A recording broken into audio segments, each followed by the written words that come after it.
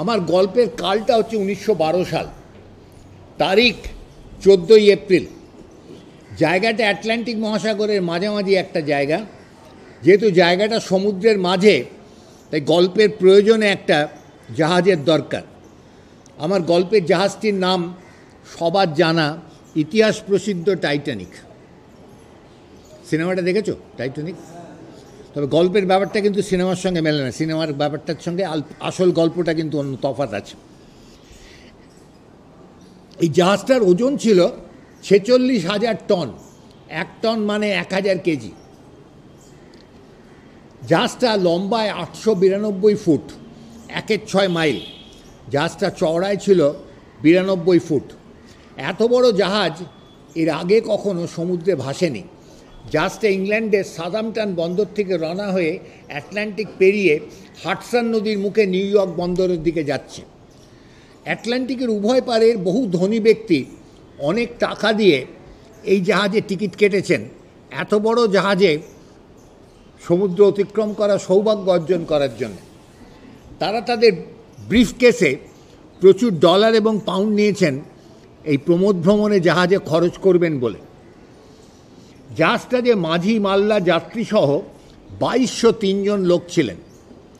জাহাজটা এত বড়, নৌস্থপতিরা গর্ব করে বলেছিলেন ভগবানও এই জাহাজ ডোবাতে পারবেন না। জাহাজটা এত বড় যে যাত্রীদের টিকিটের সঙ্গে জাহাজের ভেতরকার একটা নকশা দেওয়া হয়েছিল, যাতে ভেতরে চলাফেরা করতে গিয়ে কেউ পথ হারিয়ে না ফেলেন। দুর্ভাগ্যক্রমে 1912 সালের 14ই এপ্রিল জাহাজের ঘড়িতে যখন মাঝরাত্রি 12টা, তখন জাহাজটা একটা বিরাট হিমশৈলে ধাক্কা লাগলো।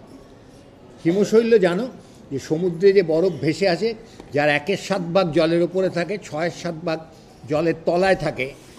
এক ধাক্কায় জাহাজের ইস্পাতের চাদরের 300 ফিট চিরে গেল। বিপুলভাবে সমুদ্রের জল জাহাজে ঢুকতে শুরু করলো। জাহাজটাতে 17 জন ইঞ্জিনিয়ার ছিলেন। তাদের হাতে যতগুলো পাম্প ছিল তা দিয়ে তারা নলচৌবাচ্চার অঙ্কের মতো জল ছেঁচে বার করার চেষ্টা করলেন। কিছুক্ষণ লড়াইয়ের পর তারা বুঝলেন যে এই অসম লড়াইতে জিতবার কোনো সম্ভাবনা নেই, জাহাজ ডুবি অবশ্যম্ভাবী। সে যুগে জাহাজে যত লোক থাকতো, এইরকম দুর্ঘটনা ঘটলে সবার জন্য ভেলা নৌকো থাকতো না। জাহাজের সঙ্গে সমানুপাতিক হারে কিছু নৌকো থাকতো। এইরকম দুর্ঘটনা ঘটলে মেয়েদের আর শিশুদের এই নৌকোয় যেতে দেয়া হতো, আর কিছু জায়গা থাকলে বৃদ্ধ লোকেদের কিছু আসন দেয়া হতো, আর বাকিদের বলে দেওয়া হতো মাঝ সমুদ্রে নিজের ভাগ্য নিজে বুঝে নাও। যে সমুদ্রে হিমশৈল ভেসে আসে তার তাপাঙ্ক কত অনুমান করতে পারো। সেই সমুদ্রে অতি বড় অলিম্পিক সাঁতারুরও নিজের ভাগ্য নিজের বেছে নেওয়ার পরিণতি কী হতে পারে সেটা কল্পনার ওপর ছেড়ে দেওয়া যেতে পারে। জাহাজটা 20টা ভেলা নৌকো ছিল। ক্যাপ্টেন নৌকো নামাবার নির্দেশ দিলেন। জাহাজ খালি করা একটা ড্রিল আছে, এই ড্রিলটার নামকে বলে বার্কেনের ড্রিল। সেটা আরেকটা জাহাজ ডুবির সঙ্গে কাহিনী। একটা জাহাজের নামে এই ড্রিলটা চালু হয়েছিল। মেয়েরা এবং উইমেন এবং চিলড্রেন ফার্স্ট, এই ছিল জাহাজ খালি করার নিয়ম। নৌকো জাহাজ খালি করা শুরু হলো। সৌভাগ্যক্রমে মার্কনি সাহেবের সদ্য আবিষ্কার করা বেতার জাহাজে লাগানো শুরু হয়েছিল। টাইটানিকে কিন্তু বেতার ছিল। ক্যাপ্টেন নৌকো নামাবার নির্দেশ দেওয়ার সঙ্গে সঙ্গে নির্দেশ দিলেন বেতারে বিপদজ্ঞাপক সংকেত পাঠাতে। কেউ জানো বেতারে বিপদজ্ঞাপক সংকেত কি দেয়া হয়? 3টে শব্দ দিয়ে। কেউ জানো? কেউ? SOS। পুরো কথাটা সেভ আওয়ার সোল। ক্যাপ্টেন বিপদজ্ঞাপক সংকেত SOS পাঠাবার নির্দেশ দিলেন। পৃথিবীর ইতিহাসে প্রকৃত নৌ দুর্ঘটনার পরে এই প্রথম SOS সিগন্যাল পাঠানো হলো বেতারে। সবচেয়ে কাছে যে জাহাজটা ছিল 58 মাইল দূরে, তার নাম কার্পেথিয়া, ক্যাপ্টেনের নাম আর্থার রোস্টন। সেই জাহাজটা যাচ্ছিল উল্টো দিকে। সেই জাহাজের ক্যাপ্টেন যখন বেতারে এই বিপদজ্ঞাপক সংকেতটা তার কাছে পৌঁছলো SOS, তিনি 2 মিনিটের মধ্যে নির্দেশ দিলেন জাহাজের মুখ ঘুরিয়ে অকুস্থলে চলতে।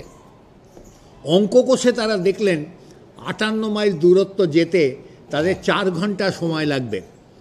4 ঘন্টা জাহাজ চালাবার ফাঁকে ফাঁকে তারা জাহাজটাকে সাজিয়ে নিলেন। এই নৌ দুর্ঘটনার পরে এতগুলো মানুষকে ঠান্ডা জল থেকে উদ্ধার করার পর তাদের শুশ্রূষার কাজে খাবার ঘরগুলোকে পরিণত করা হলো ফার্স্ট এড সেন্টারে। ডাক্তার, নার্স, যাত্রীদের মধ্যে, মাঝি মাল্লাদের মধ্যে এবং যাদের ফার্স্ট এডের ট্রেনিং ছিল তাদের সকলকে ডেকে এই ঘরের দায়িত্ব দেওয়া। তোমাদের কারোর ফার্স্ট এডের ট্রেনিং আছে? কেউ ফার্স্ট এড জানো? তাহলে তোমরা কিন্তু ভীষণ গুরুত্বপূর্ণ লোক। এই সমস্ত সময় কিন্তু ফার্স্ট এড জানা লোকেদের ভীষণ দরকার হয়। জাহাজের যাত্রীদের থেকে উদ্বৃত্ত কাপড় চোপড় কম্বল সংগ্রহ করা হলো। জাহাজের ভাড়ার থেকেও কিছু কম্বল সংগ্রহ করা হলো, কারণ জল থেকে তোলার পরে এইসব জিনিসেরই দরকার হবে। ঠাকুর চাকর যারা ছিলেন তাদের রান্নাঘরে গিয়ে গরম চা, কফি, স্যুপ তৈরি করার নির্দেশ দেওয়া হলো, কারণ বরফ গলা জলের মানুষদের উদ্ধার করার পর এই জিনিসগুলোরই দরকার হবে। 4 ঘন্টা নিকষ কালো আকাশের তলা দিয়ে বরফের মধ্যে পথ করে কার্পেথিয়া যখন অকুস্থলে পৌঁছলো ভোর 4টে, শুক তারাটা অস্ত যাচ্ছে, পৌঁছে তারা দেখল 46,000 টন টাইটানিকের চিহ্ন মাত্র নেই, তলিয়ে গেছে আটলান্টিকের অতল গহ্বরে।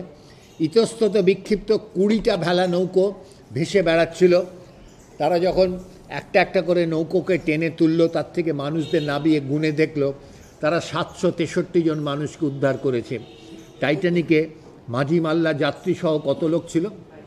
2203 জন। এই ব্রিফকেসে ডলার এবং পাউন্ড যাদের অত ছিল, ওই মাঝ সমুদ্রে কিন্তু ডলার এবং পাউন্ডের কিন্তু কোনো দাম ছিল না। মানুষের জীবনে কিন্তু এরকম অনেক মুহূর্ত আসে টাকার দাম কিন্তু যখন থাকে না, এই সময় কিন্তু প্রাণ বাঁচাবার জন্য ডলার পাউন্ড নয়, একমাত্র ওই জাহাজে একটা আসন দরকার ছিল বাঁচাবার। যারা পেয়েছিলেন তাদের মধ্যে 763 জন লোককে উদ্ধার করতে পারা গিয়েছিল। কিন্তু এই ঘটনার পাশাপাশি পৃথিবীর ইতিহাসে একটা কলঙ্কজনক কাহিনীর ইতিহাস আছে, যে কাহিনীটা না বলতে হলেই ভালো হতো, কিন্তু ঘটনা যখন ঘটে ইতিহাস তো তখন লেখা হয় না, ইতিহাস লেখা হয় তার বহুদিন পরে, এবং সেই ইতিহাসের মূল্যায়ন হয় আরও বহুদিন পরে। টাইটানিক যেখানে ডুবছিল তার থেকে 19 মাইল দূরে আরেকটা ছোট জাহাজ, ওজন তার 6,000 টন, নাম তার ক্যালিফোর্নিয়ান, আগেরটার নাম কার্পেথিয়া। এই জাহাজের নাম, ক্যাপ্টেনের নাম স্ট্যানলি লর্ড। এই জাহাজটারও বেতার ছিল, যার কানে বেতার যন্ত্র থাকার কথা তিনি যন্ত্র খুলে রেখে ঘুমোতে গিয়েছিলেন। জাহাজটাই বরফের মধ্যে পরিবৃত হয়ে ইঞ্জিন বন্ধ করে অপেক্ষা করছিল। ক্যাপ্টেন, মাঝি মাল্লারাও সবাই ঘুমোতে গিয়েছিলেন, তাই টাইটানিকের মরণ ডাকে দ্বিতীয় জাহাজের কেউ শোনেননি। কিন্তু টাইটানিক মহাসমুদ্রে অন্য পদ্ধতিতে সংকেত করেছিল, এই আশায় যদি এমন কোনো জাহাজ কাছে থাকে যার বেতার নেই, সে যাতে সাহায্যের হাত প্রসারিত করতে পারে। তারা আলো দিয়ে সংকেত করেছিল, সেই আলোর সংকেতকে বলে মোর্স কোড সিগন্যাল, যেটা খোলা সমুদ্রে 20 মাইল দূর থেকে দেখতে পাওয়া যায়। দ্বিতীয় জাহাজে কেউ এই আলোর হাতছানি টাইটানিক থেকে কেউ দেখেছিল কিনা আজকে জানার কিন্তু উপায় নেই।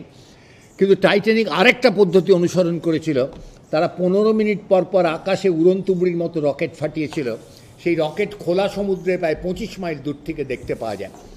তৃতীয় জাহাজে সবাই ঘুমোতে গেলেও এটি ছোট 13 বছরের ছেলে অ্যাপ্রেন্টিস, সে যুগে ছোট ছোট ছেলেদের জাহাজে একটা পকেট মানি এবং খাবারের বিনিময়ে ফালতু বা অ্যাপ্রেন্টিস হিসাবে চাকরি দেয়া হতো। এই বাচ্চা ছেলেটির নাম গিবসন। তার ঘুমোবার জায়গা ছিল না, সে ডেকে শুয়ে ঘুমোবার চেষ্টা করছিল, তার ঘুম তার আসছিল না। সে কিন্তু ওই টাইটানিক থেকে ফাটানো রকেটগুলো দেখেছিল। সে গিয়ে তার ক্যাপ্টেনকে বলেছিল দূরে একটা জাহাজ রকেট ফাটাচ্ছে, বোধহয় বিপদে পড়েছে। ক্যাপ্টেন বলেছিলেন যাও গিয়ে দেখে এসো রকেটের ধোঁয়ার রং কী। সে ফিরে এসে বলেছিল ধোঁয়ার রং সাদা, অর্থাৎ বিপদ জ্ঞাপক সংকেত। ক্যাপ্টেন বলেছিলেন এত রাত্রিরে আর ঝামেলা করার দরকার নেই, সকাল হোক দেখা যাবে।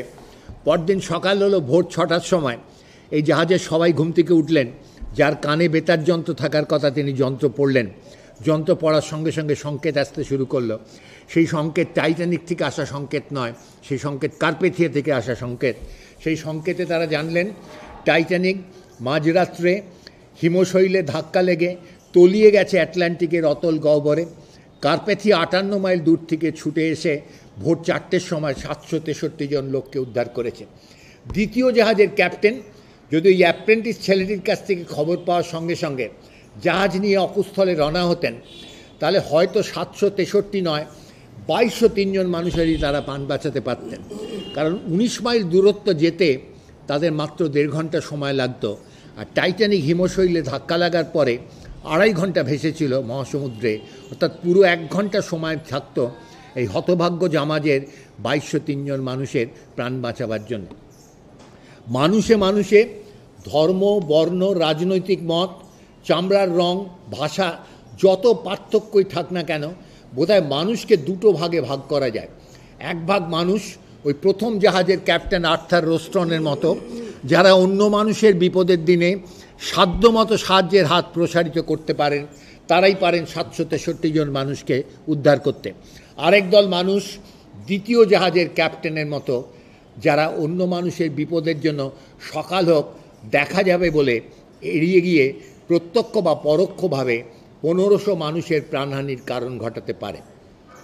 আমরা কিন্তু প্রত্যেকেই ব্যক্তিগত জীবনে কোনো না কোনো ক্যাপ্টেনের দলের লোক। কে কোন ক্যাপ্টেনের দলের লোক তা কিন্তু কোনো জনমত, গণমত, ব্যালট, মুদ্রাক্ষেপণ বা টস বা হাত তুলে নির্ণয় করা যায় না।